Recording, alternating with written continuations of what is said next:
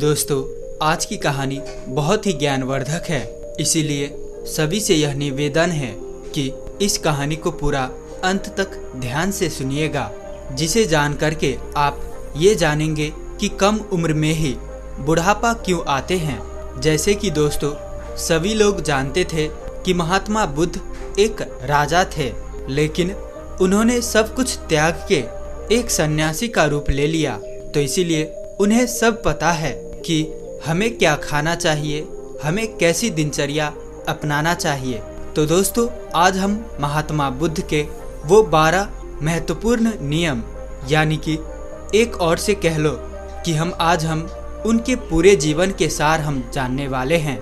दोस्तों, इसीलिए सभी से निवेदन है, सभी से गुजारिश है कि पूरी कहानी को ध्यान से जरूर सुने और उस 12 बातों को सुन करके अपने जीवन में उतार लीजिए। मैं आपको गारंटी देता हूँ कि आपको कभी बीमारी नहीं होगी और आपको कोई बुढ़ापा छू ही नहीं पाएगा।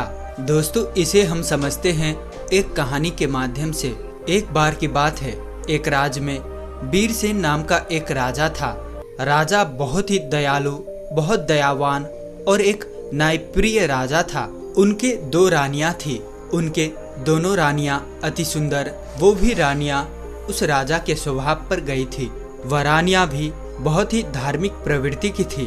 तो राजा इतने न्यायप्रिय राजा थे कि उनके प्रजा कभी दुख के सामना ही नहीं करते थे, क्योंकि राजा ने अपने मंत्रिमंडल में 9 ऐसे मंत्रियों का गठन किया था कि जिनके जिम्मे में हर एक डिपार्टमेंट बांटा गया था।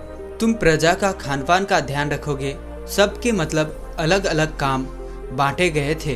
तुम्हें ये कार्य करना है, और इतना उनका सत्य हिदायत था। कोई भी अपने काम में लापरवाही पाने पर उसे मृत्यु दंड दिया जाएगा। इसलिए उनकी जो समूह में, जो उनकी मंत्रिमंडल में जो मंत्री थे, वो बहुत ईमानदारी से काम करते थे। और राजा जो है, कभी भी उसे जब न्याय करना होता था सभा में उनके साथ, तो कभी भी वो अपने न्याय नहीं करता था। वो किसी के साथ एक पक्षी न्याय नहीं करता था। वो दोनों पक्ष के एक एक पॉइंट को समझते थे।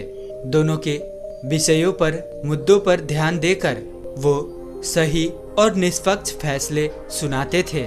इस तरह से राजा के प्रजा के जो राज्य थे, उसमें सब प्रजा सुखी थे। अब राजा का एक नियम यह भी था कि हर हफ्ते एक सभा लगेगी। पूरे राज्य के जितने लोगों थे, उनकी एक सभा बुलाई जाती थी। किसके घर कितने अनाज हो रहा है, किसके घर खाने को नहीं है, उसे अनाज दिया जाता था। ऐसी एक प्रकार की व्यवस्था थी। तो उनके जो सभी जो है प्रजा थे, वो एकदम सुख जीवन में चल रही थी। तो इसी समय से उनका राज्य आसानी से चल रहा था। सारी प्रजाएं सुखी थी, और इसी सुखी के वजह से हमेशा जो है सारी प्रजाएं राजा का गुणगान गाया करते थे। ऐसे ही एक दिन सभा चल रही थी। उसी सभा में एक किसान और उसकी पत्नी आते हैं और कहते हैं, महाराज, आज हमारे पास एक बहुत बड़ी समस्या है। कृपया आप हमें हमारी समस्या का समाधान करें। राजा बोलते हैं, क्या बात है, बताइए किसान। कहते हैं कि मेरे 2 बेटे हैं। अभी मेरे बेटे की उम्र बहुत कम है। अभी उसकी उम्र ज़्यादा से ज़्यादा 27 से 28 साल होगा, लेकिन वो देखने में ऐसा लग रहा है कि जैसे उसकी उम्र 60 साल हो। बाल झड़ते जा रहे हैं और उसके पेट निकलते जा रहा है। बड़ा आलसी है, कोई काम नहीं करता है। हमने अपने हिसाब से इधर उधर दबा कराया, लेकिन कोई फायदा हुआ नहीं। महाराज कहते हैं, ठीक है, मंत्री को आदेश देते हैं। मंत्री अपने राजवैद्य से इस किसान का बेटे का इलाज करवाया जाए। जो भी खर्चा होगा उस राज्य कोष से दिया जाए। मंत्री ऐसा ही करते हैं। उनके दोनों किसान के बेटे का इलाज राजकोष के खर्च से राजवैद्य करते हैं। काफी दिन इलाज चलने के बाद फिर वो किसान सभा में उपस्थित होते हैं और कहता है कि महाराज, कोई आराम नहीं हुआ। मेरा बेटा वैसे की वैसे ही है। राजा कहते हैं, ठीक है, हम इस पर विचार करेंगे। इस पर विचार चल ही रही थी कि उसी गांव से, उसी राज्य से 2 लोग और आते हैं। पति और पत्नी रोते हुए आते हैं और वे भी वही कहते हैं, समस्या यही होती जा रही है। फिर धीरे धीरे सभा चल ही रही थी कि ऐसे ऐसे एक एक करके पूरे गांव के आधा से ज्यादा लोग आए। राजा असमंजस में पड़ गए। उन्होंने तुरंत आपातकालीन सभा बुलाई कि सारे राजवैद्यों को बुलाया जाए, दूर दूर से राजवैद्यों को बुलाया जाए और दिखाया जाए कि आखिर ऐसी क्या समस्या है जिसकी वजह से हमारे राज्य के सभी नवयुवक बूढ़े दिखने लगे हैं। इस पर पूरा खोज करे, अनुसंधान करे। राजा का यह सख्त आदेश था। सारे मंत्रियों को जल्द से जल्द इस पर कार्रवाई किया जाए। पूरे राज्य के छानबीन करके सबके घर के पता लगाया जाए कि इसका क्या कारण है। बाहर से भी वैद्य को बुलाया गया। जितने जितने प्रसिद्ध वैद्य थे सारे वैद्य को बुलाया गया और फिर एक आपातकालीन बैठक की। उस आपातकालीन बैठक में सारे राजवैद्यों से विचार विमर्श किया गया कि राजवैद्य लोग, आपके पास 10 दिन का समय है। इस 10 दिन के समय में पूरे राज्य के हर एक घर घर की बीमारी का आप पता लगाइए। ऐसी कौन सी बीमारी है, क्या चीज खाने से ये हो रही है, उसे पता लगाया जाए। जो भी राजवैद्य इस बीमारी का सही सटीक पता लगा लेगा, उस राजवैद्य को पुरस्कार के रूप में मैं एक राज्य दे दूंगा।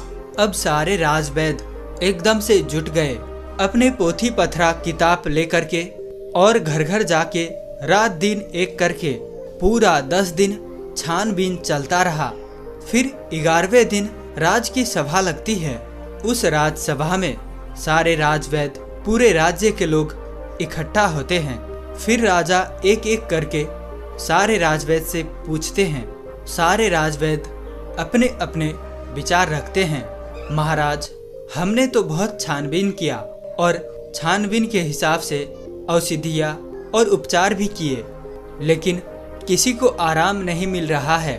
तो उसमें से एक राजवैद्य खड़ा होता है जो बहुत बुजुर्ग था। उसकी उम्र लगभग 130 से 135 साल की थी और उसने कहा, हमारा जो अपना निष्कर्ष निकला, हमारा जो अपना अनुभव है, उस अनुभव से हमें यही लगता है कि यहाँ के रहन सहन, यहाँ के खाने में कुछ दिक्कत हो रही है, जिसकी वजह से ये सब हो रहा है। लेकिन हमारे पास इसका सटीक जवाब नहीं है। राजा उस बुजुर्ग राजवैद्य की बात को सुनकर असमंजस में पड़ जाता है। 130 साल का बुजुर्ग बता रहा है तो इसका समाधान क्या होगा। कुछ देर बाद वह राजा कहता है, राजवैद्य, आप अब इसका समाधान आप ही बताएंगे, क्योंकि हम आज 1 महीने से इसके कारण हम खुद बहुत ज़्यादा चिंतित है। हमारी प्रजा परेशान होती जा रही है और हम भी देख रहे हैं, हम भी इसी सोच में परेशान होते जा रहे हैं। मेरे भी बाल झड़ने शुरू हो गए हैं। हमारे परिवार में महारानियां, राजकुमार, राजकुमारियां जो भी है, सब लोग अपनी प्रजा से परेशान है। आखिर समाधान तो बताइए। फिर वह राजवैद्य हाथ जोड़कर खड़े होते हैं और राजा से कहते हैं, राजा हमें क्षमा करिए, लेकिन हमारे पास एक उपाय जरूर है। इस समस्या का सारा समाधान एक ही आदमी के पास है। अगर उस आदमी को ढूंढ के लाया जाए तो आपकी राज्य के सारे समस्याएं खत्म हो जाएगी, सारी बीमारियां खत्म हो जाएगी। उनके अलावा इसका समाधान किसी के पास नहीं है। महाराज कहते हैं, राजवैद्य जल्दी बताइए, इस शुभ काम में देरी मत करिए। मुझे जल्दी उस महापुरुष, उस ज्ञानी का नाम बताइए, हम उन्हें अपनी राज्य में आमंत्रित करेंगे। वह राजवैद्य कहता है, क्षमा करें महाराज, हमें उनका पता नहीं है कि वो कहाँ रहते हैं, लेकिन उनका किसी राज्य में उपदेश चल ही रहा होगा। कृपया आप अपने सैनिकों को सारे राज्य में भेज करके पता लगाइए कि महात्मा बुद्ध किस राज्य में है, कहाँ पर वो उपदेश दे रहे हैं। केवल उन्हीं के पास इस समस्या का समाधान है और दूसरा किसी के पास इसका समाधान नहीं है। राजा ये बात जैसे सुनते हैं राजवैद्य के मुंह से, अपने जो वो 9 उनके मंत्री थे जो सबसे काबिल मंत्री थे, उन्होंने उनको आदेश दिया कि जल्दी से जल्दी महात्मा बुद्ध का पता लगाया जाए और उन्हें आदर सम्मान के साथ अपने राज्य में लाया जाए। ये हमारा सख्त आदेश है। इसके लिए जितने भी सेना चाहिए, जितने भी गुप्तचर चाहिए, ले लीजिए और आप पता लगाइए इस समय महात्मा गौतम बुद्ध का उपदेश किस राज्य में चल रहा है। वह जरूर आएंगे, उनका हमारा संदेश भेजिए। अगर वह नहीं आते तो आप मुझे बताइएगा, मैं खुद उनके पास चला जाऊंगा। अपने समस्या का निवारण लेकर सारे मंत्री तुरंत चारों दिशा में फैल जाते हैं और काफी अथक प्रयास करने के बाद, काफी मेहनत करने के बाद महात्मा बुद्ध का काफी दूर राज्य में पता चलता है कि वहां उपदेश दे रहे हैं। मंत्री वहां जाता है और महात्मा बुद्ध को प्रणाम करता है और कहता है, भगवान, आपको हमारे राजा ने बुलाया है। हमारे राज्य में बहुत बड़ी बीमारी आ गया है, कृपया आप हमारे साथ चलने का कृपा करें। महात्मा बुद्ध इतने दयालु, हंसमुख, उनका तो बस एक ही उपदेश था कि हमारे पूरे भारतवर्ष स्वस्थ निरोग रहे, किसी के मन में छल कपट ना हो, कभी कोई दुखी ना हो, सभी लोग हंसते रहे। जैसे ही उन्होंने सुना सैनिक के मुंह से, उन्होंने कहा, क्यों नहीं, तुरंत चलते हैं। और महात्मा बुद्ध उस मंत्री के साथ मंत्री के राज्य में आने के लिए तैयार होते हैं और उनके साथ जो उनके शिष्य थे वो भी आते हैं। महात्मा बुद्ध को राजा दरबार में स्वागत करता है, उन्हें प्रणाम करता है, उन्हें सादर आमंत्रित किया जाता है, बड़े स्वागत सम्मान किया जाता है। और फिर वह राजा महात्मा बुद्ध से कहते हैं, आप ये हमारे प्रजा, अब देख रहे हैं इतनी विशाल प्रजा है, बड़े ही हंसमुख प्रजा थी, बड़े ही सुखी प्रजा थी, लेकिन आज इनके ऊपर बहुत भारी विपत्ति आ गई। जब इनके ऊपर विपत्ति आ गई है तो मान लो हमारे ऊपर भी विपत्ति आ गई है। ये प्रजा नहीं है, ये हमारे परिवार के सदस्य है। कृपया आप ही इन सब का समस्याओं का समाधान करें। महात्मा बुद्ध राजा की तो पहले ही प्रशंसा सुन चुके थे। राजा के सोच और विचार से महात्मा बुद्ध प्रभावित होकर महात्मा बुद्ध मुस्कुराते हैं और राजा से कहते हैं, क्यों नहीं, ये तो कुछ नहीं है, सब ठीक हो जाएगा, ये समस्या सब लोग अपने आप पाले हैं। ऐसी बातें सुनकर राजा मुस्कुराता है, इतनी बड़ी समस्या है और महात्मा बुद्ध कह रहे हैं कोई समस्या नहीं है। तो राजा कहते हैं, ठीक है गुरुवर, जैसे भी हो आप हमारे प्रजा को ठीक कर दे। महात्मा बुद्ध के सामने एक चेला खड़ा था।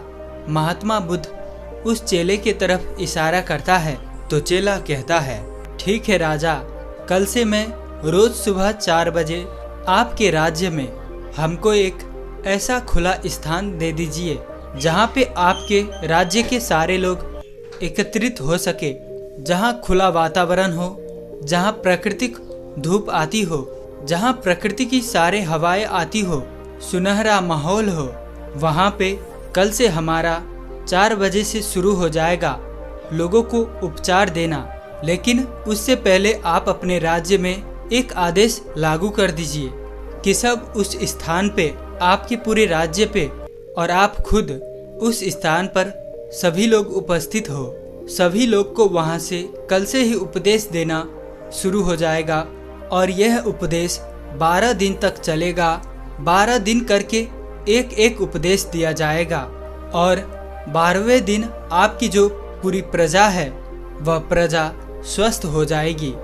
राजा शिष्य की मुंह से ये बात सुनकर बड़े खुश होते हैं। सिर्फ 12 दिन में राजा कहते हैं, ठीक है, जो भी खर्चाए आएगा वो सारे हमारे राज्य कोष से दिया जाएगा। फिर वह शिष्य कहता है, कोई खर्चा नहीं आएगा महाराज, आप निश्चित रहिए, आप सिर्फ और सिर्फ अपने प्रजा में ये सख्त आदेश करवा दीजिए, जो 4 बजे यहाँ उठकर नहीं आएगा उसे दंड दिया जाएगा। राजा ने ये आदेश लागू कर दिया और कहा कल सुबह सबको वहाँ आना है। राजा ने एक बहुत बढ़िया सा स्थान निर्धारित किया और कहा कि कल पूरी प्रजा उसी स्थान पर आएगी, हम भी आएंगे और वहाँ पर महात्मा बुद्ध की विचार को सुनेंगे और जैसे महात्मा बुद्ध कहेंगे हम उसके पालन करेंगे और हमारे सारे गुप्तचर सबके घरों पर निगरानी रखेंगे।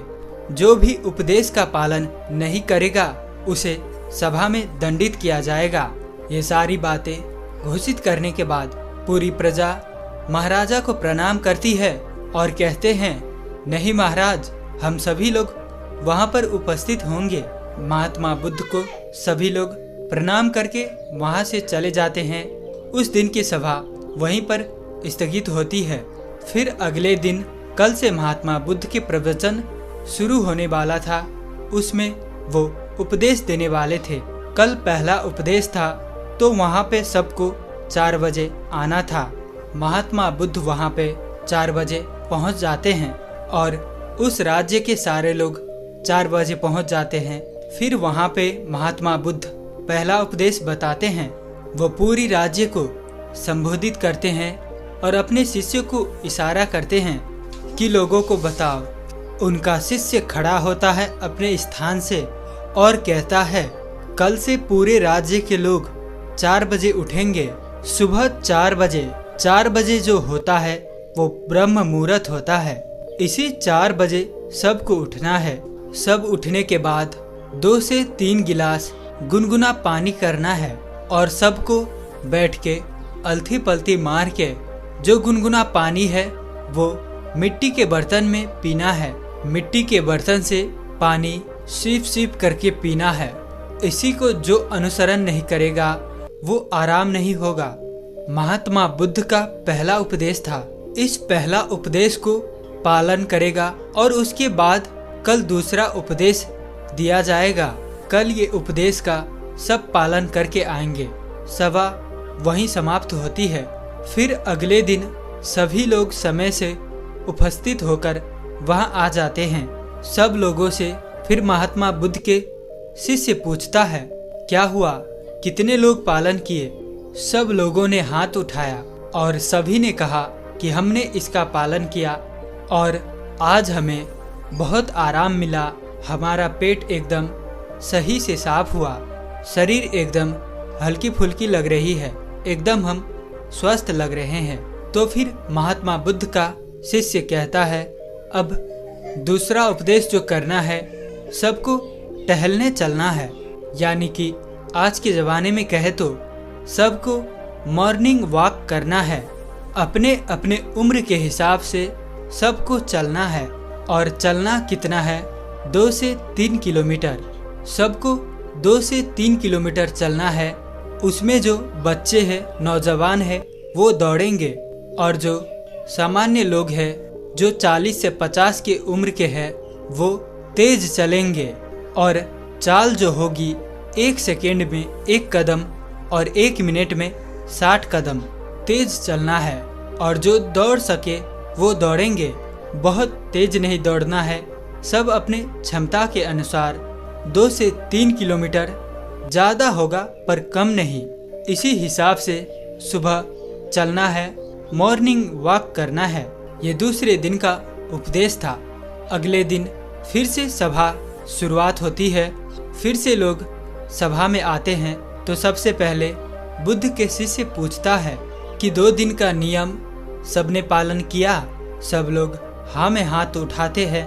शिष्य पूछता है कैसे आप लोगों को लग रहा है। सब लोग कहते हैं बहुत अच्छा लग रहा है, ऐसे लग रहा है कि हमको कोई बीमारी ही नहीं है। फिर शिष्य कहते हैं अब सब लोग योगा करें। योगा प्राणायाम अपने हिसाब से सब लोग करें। योगा प्राणायाम में 2 योगा प्राणायाम जरूर शामिल होगा, एक कपालभात, दूसरा अनुलोम विलोम।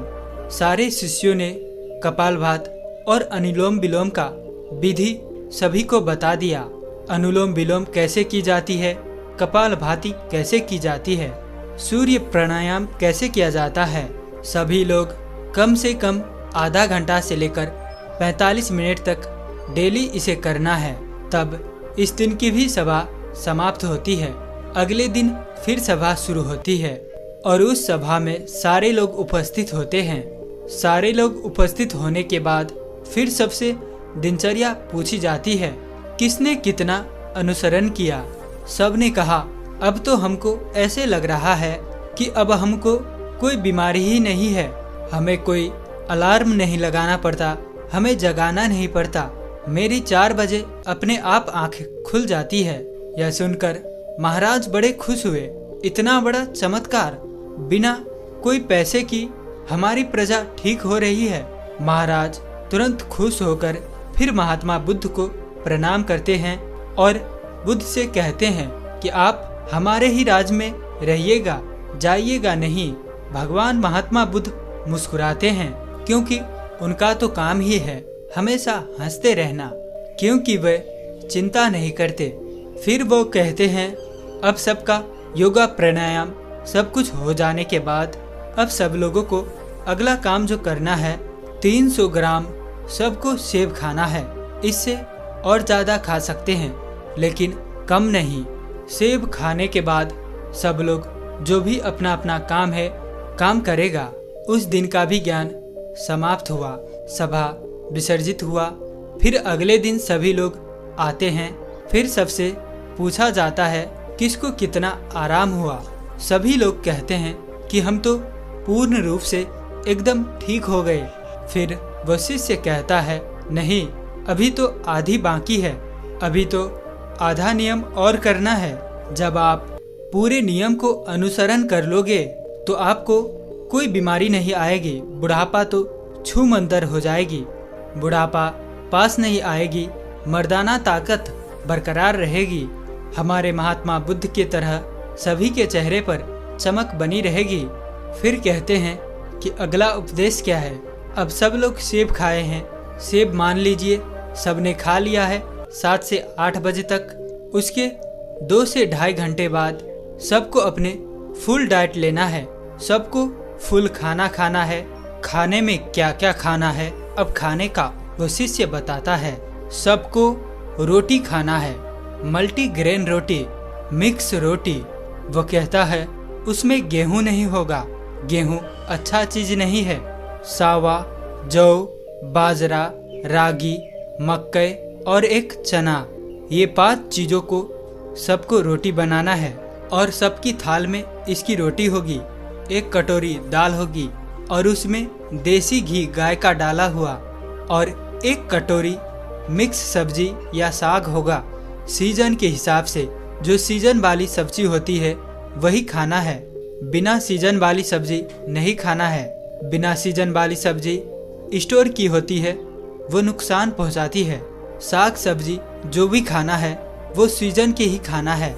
ये सारी चीज़ें खाने के बाद उसके आधे घंटे के बाद उसमें 1 कटोरी 200 ग्राम सबको दही खाना है।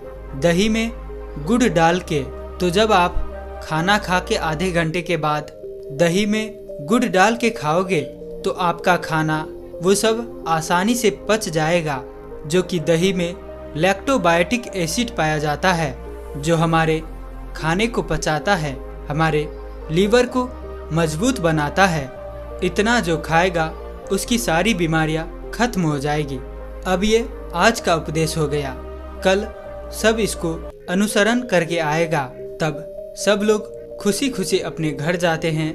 जैसे वो उपदेश में बताया गया सब लोग उसका पालन करते हैं। सब फिर अगले दिन की सभा होती है, सारे लोग सभा में उपस्थित होते हैं।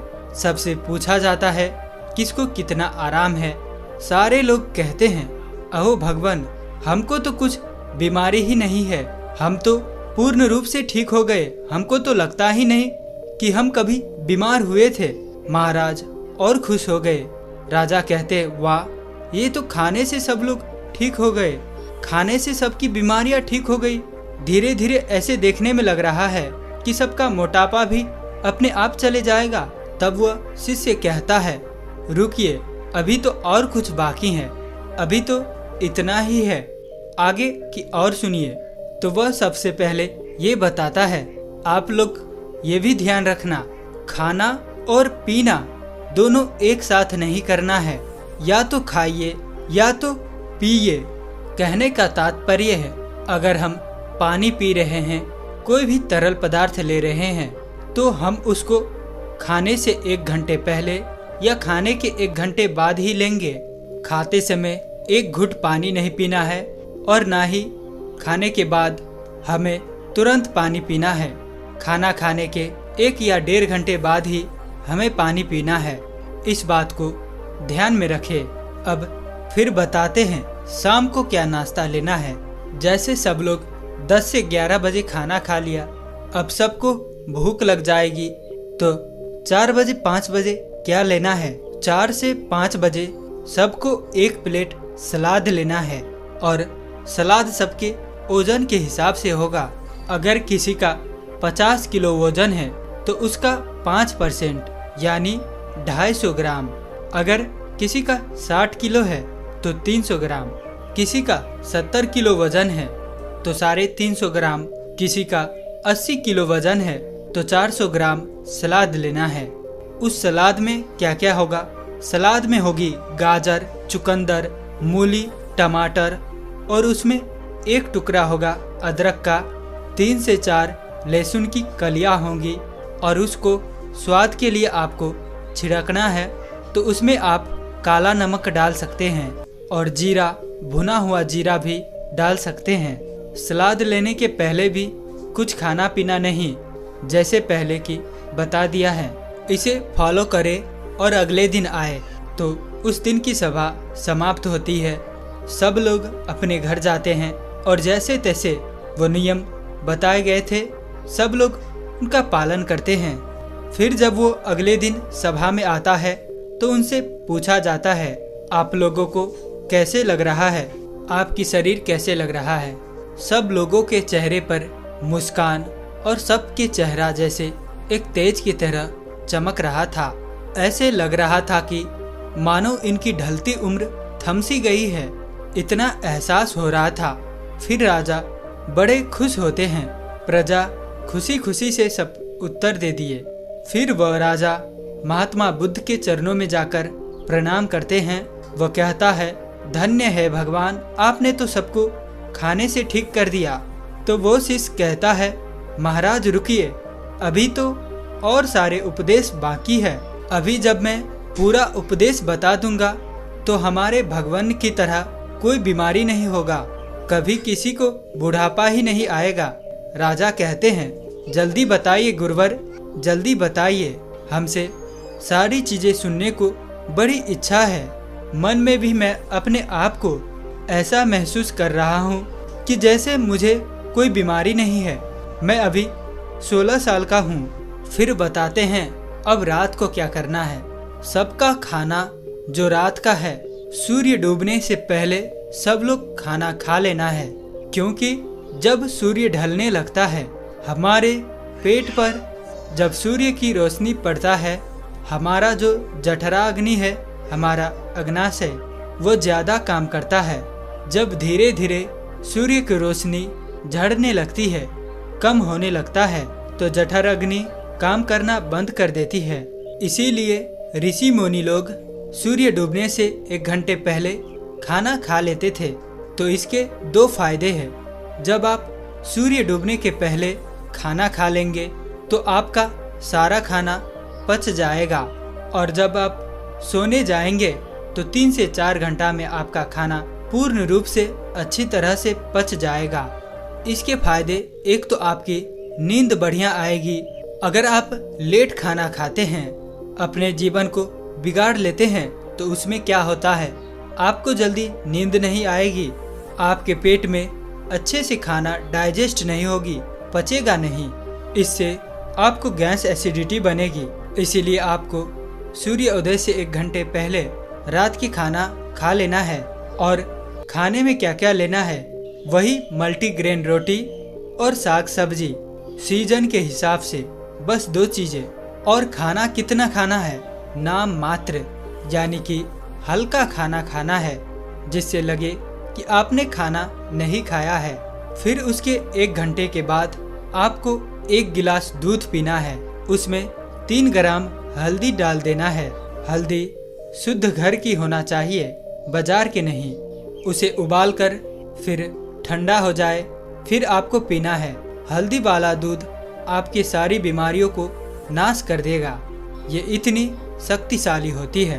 अब सब इसको पालन करेंगे और उसको फॉलो करने के बाद दूध पीने के तुरंत बाद सोने नहीं चला जाना है। दूध पी के 1-2 घंटे के बाद सोने चला जाना है और आपको रात्रि के 10 बजे तक में सोने चला जाना है। जब आप 10 बजे सो जाएंगे आपको फर्स्ट क्लास नींद आएगी। आपके सारे खाने डाइजेस्ट हो गए। जब आपको अच्छी नींद आएगी तो 4 बजे सुबह अपने आप आपकी आंखें खुल जाएगी। आपको कोई टेंशन नहीं रहेगा, कोई बीमारी नहीं लगेगी। आखिरी में शिष्य कहता है, ध्यान से सुनिएगा, सबको वर्तमान में जीना है, सबको बच्चे की जिंदगी जीना है। जैसे जो छोटे बच्चे होता है उन्हें कोई टेंशन नहीं होता है। मेरे मम्मी का पड़ोसी से झगड़ा हो रहा है, पड़ोसी का पापा से झगड़ा हो रहा है, उसे कोई मतलब नहीं। मेरे घर में खाना है या नहीं है, उस छोटे बच्चे को जो खाना मिल जाता है वो उसे खाकर अपने आप खेलता रहता है, सिर्फ उसका पेट भरा रहे। अगर उसका पेट भरा हुआ है तो उसे कोई मतलब नहीं। इसीलिए आप सभी अपना वर्तमान में जिए, भूत भविष्य का चिंता मत करिए। आज हमारे साथ जो है उसमें खुश रहिए। भविष्य में क्या होगा, भूत में क्या बीत गया, उसकी चिंता मत करिए। जब आप वर्तमान में जिएंगे तो कोई टेंशन नहीं होगा, तनाव नहीं होगा और बीमारी नहीं होगी। जो लोग इन नियमों का पालन करेंगे। और एक बात, कभी कोई बाहर की चीज मत खाना, जो खाना अपने घर की शुद्ध बना करके खाना, क्योंकि बाहर की चीज़ों में बहुत मिलावट होती है। ये आज की पूरी उपदेश, उसी उपदेश को जो पालन करेगा वो कभी बूढ़ा नहीं होगा, उसे कभी बीमारी नहीं होगी। ये नियम सब पालन करेंगे। फिर 1 महीने बाद यहीं पर एक सभा लगेगी, सब इसी सभा में उपस्थित होंगे। समय बीत गया, 1 महीना फिर हुआ। 1 महीने बाद महात्मा बुद्ध महाराज के पास पहुंचते हैं, उनके दरबार में पहुंचते हैं। महाराज दौड़ करके उनके स्वागत सत्कार से सम्मान करते हैं और कहते हैं, आइए गुरुवर आइए, ये तो राज्य आपका है। महात्मा बुद्ध मुस्कुराते हैं, बताइए राजन, आप लोग कैसे हैं, आपका प्रजा लोग कैसे हैं। राजन कहते हैं, अहो भगवान, आपने जो उपदेश दिया है, हमारी पूरी प्रजा ऐसे देखने में लग रही है जो 60 साल के थे, लग रहे 15-20 साल के हो गए। सबकी ढलती हुई उम्र रुक गई है, सब लोग हृष्ट पुष्ट है। हमारे राजवैद्य लोग तो बैठ के आराम कर रहे हैं, उन्हें तो कोई दवा की जरूरत ही नहीं है। सब लोग अपने आप तंदुरुस्त है, हमारी प्रजा बड़ी खुश है। मैं यही चाहता हूँ कि कल हमारे प्रजा आपकी दर्शन करना चाहती है। कल सभी को सभा में बुलाता हूँ, कल के लिए आप कृपया करके रुक जाइए। और राजा अपनी पूरी प्रजा को एकत्रित करता है। उनकी सारी प्रजा महाराज भगवान बुद्ध को प्रणाम करता है। महात्मा बुद्ध मुस्कुराते हैं और कहते हैं, आयुष्मान भव। सब लोग खुश होते हैं, पूरी प्रजा खुश होते हैं। इस उपदेश को जीवन भर पालन करने का सब लोग वहीं पर प्रण लेते हैं। और राजा कहते हैं, आपने जो ये उपदेश दिया है, मैं इसे अन्य लोगों तक भी पहुंचाऊंगा, ज़्यादा से ज़्यादा लोगों तक पहुंचाऊंगा। राजा और प्रजा के मुख से ये बातें सुनकर भगवान बुद्ध बेहद खुश होते हैं और फिर महात्मा बुद्ध वहाँ से चले जाते हैं। दोस्तों, उम्मीद है कि आपको कहानी पसंद आई होगी। आखिर तक कहानी में बने रहने के लिए मैं किशन शर्मा आप सभी का दिल से बहुत बहुत धन्यवाद करता हूँ। तो मिलते हैं ऐसी किसी और नए वीडियो में, तब तक के लिए अपना ख्याल रखें।